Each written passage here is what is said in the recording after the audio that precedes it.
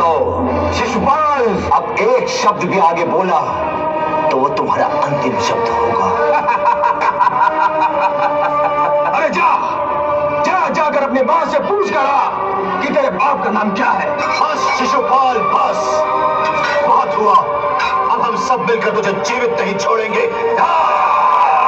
तुमने मुझे विवश कर दिया शिशुपाल।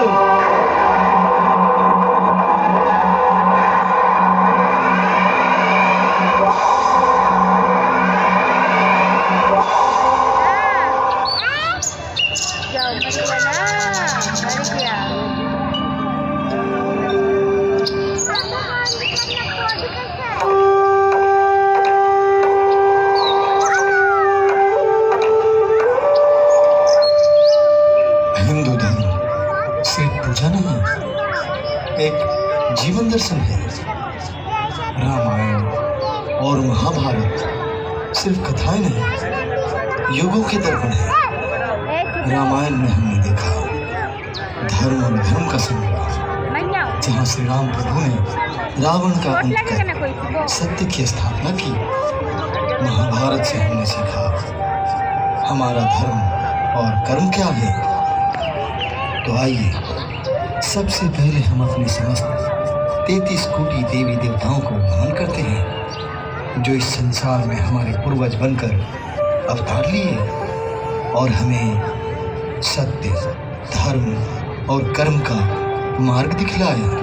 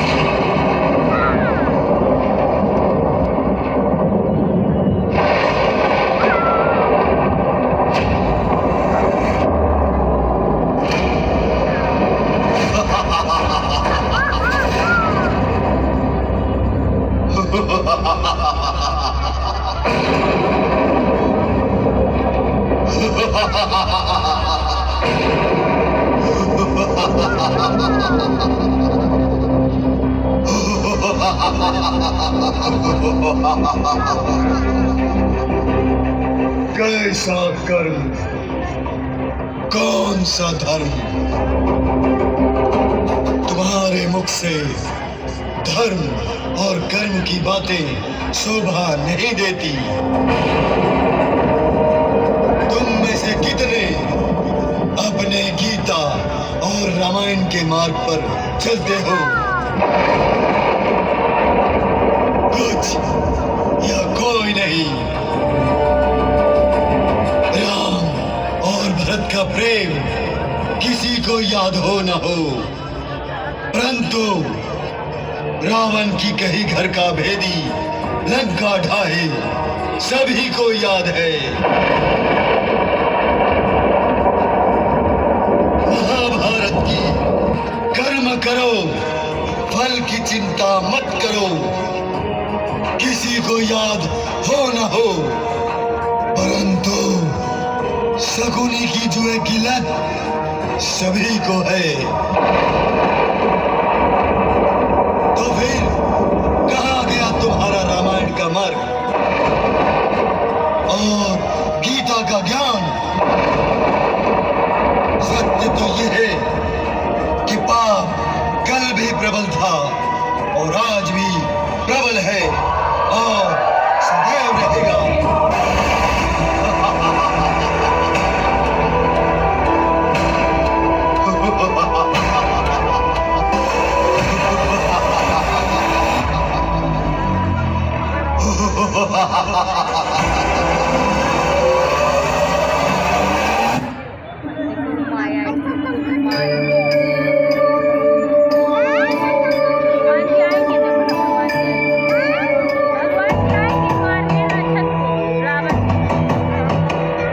निशुम्भ शुम्भ गर्जनी प्रचंड मुंड खंडिनी बनेरणे प्रकाशिनी भजामि विंध्यवासिनी।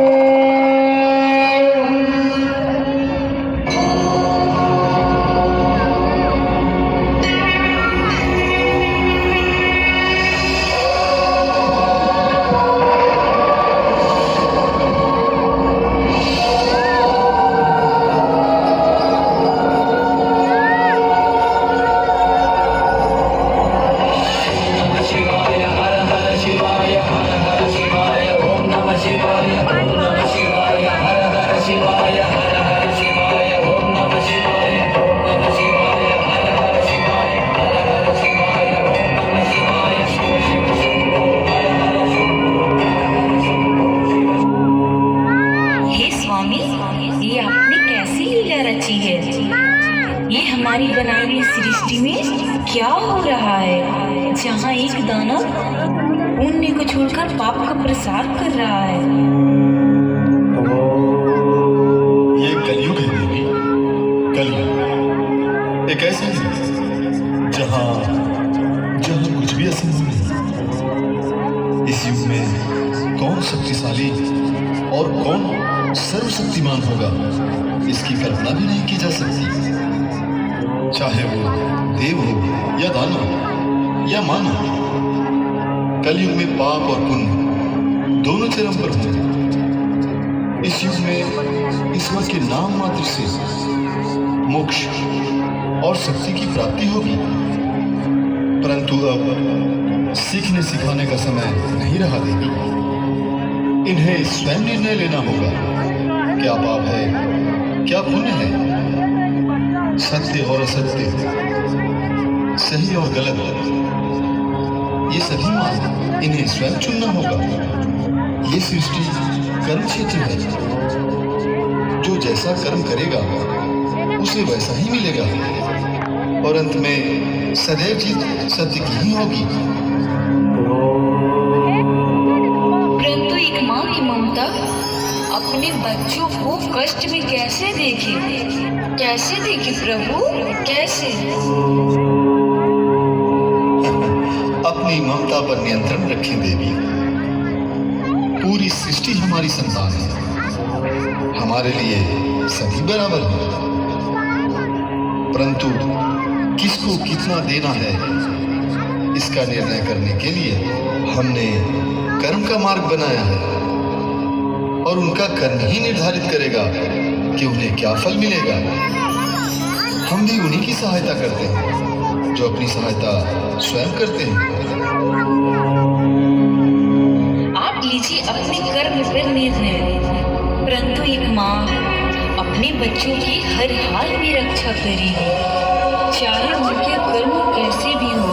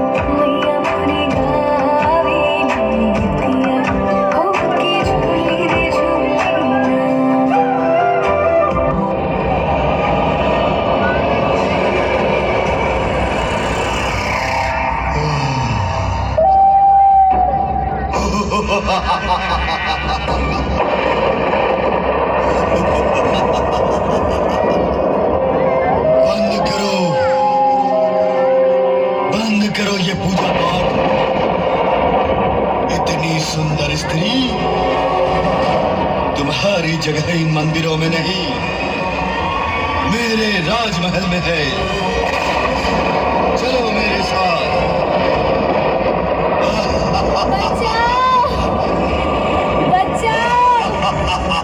मैं तुझे अपनी रानी बना के रखूंगा।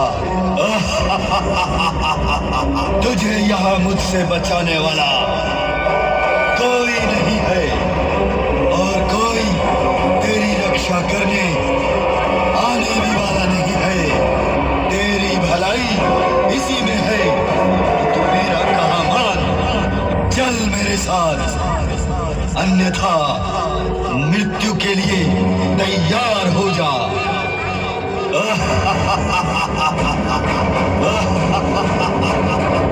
माँ करेगी मेरी रक्षा। माँ अपने बच्चों को कभी कष्ट में नहीं देख सकती। प्रकट हो माँ, मुझे इस दुष्ट से बचाओ माँ। रक्षा करो माँ। कोई नहीं आने वाला। प्रकट हो माँ, प्रकट हो माँ, प्रकट हो।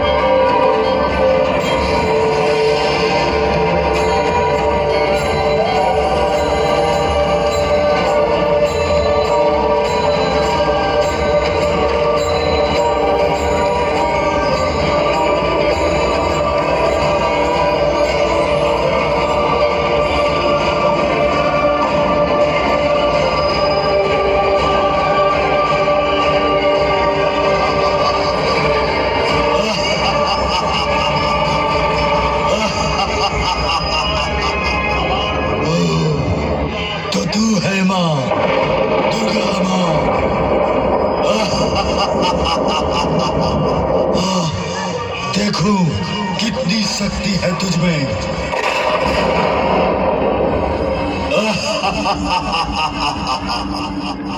मैं माँ हूँ और एक माँ अपने बच्चों का हाथ कभी नहीं छोड़ती। वो अपने बच्चों को जितना प्रेम करती है, उनकी गलती पर दंड देकर उन्हें अच्छाई का पाठ भी पढ़ाती है। और अब तुझे तेरे कर्मों की सजा देने में आई हूँ। युद्ध कर,